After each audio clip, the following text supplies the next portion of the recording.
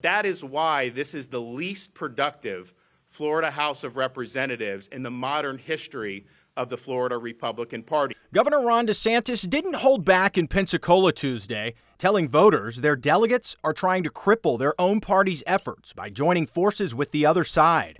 This just blows my mind.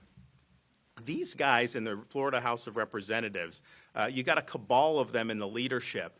They are colluding with liberal media and the Democratic Party in Florida to try to manufacture smears. Make no mistake about that. They are stabbing you in the back. Part of the focus of today's event was on First Lady Casey DeSantis' nonprofit, Hope Florida. The foundation is facing increasing scrutiny over claims from Representative Alex Andrade that they misappropriated $10 million from a state settlement. A growing number of lawmakers on both sides are questioning where the funding came from. The governor says the allegations are built on lies.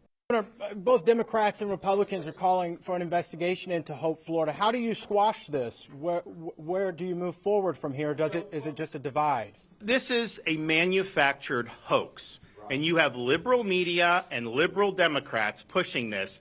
And we have some of these leaders in the Florida House who are stabbing their constituents in the back and joining with liberal media and liberal Democrats. Tanner, I happen to think fighting against money laundering and wire fraud to be a conservative issue.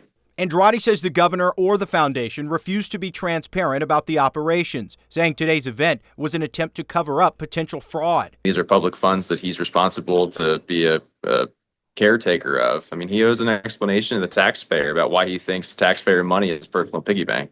The irony of him using taxpayer dollars to hold another political event to hide the fact that he used $10 million in Medicaid money to support a political activity is not lost on me. The governor also says Representative Salzman's education bill that aims to limit the governor's oversight on university presidents and appointments is a farce. DeSantis says it's an attempt to undo his efforts as governor. She is proposing a bill co-sponsored by the most flamboyantly left-wing Democrat in the entire Florida House of Representatives. All he did was just bash the people that were elected to represent the people that are in the room. Michelle Salzman says her team was denied entry to today's event, telling me her education bill is based on conservative values and receiving overwhelming support here locally.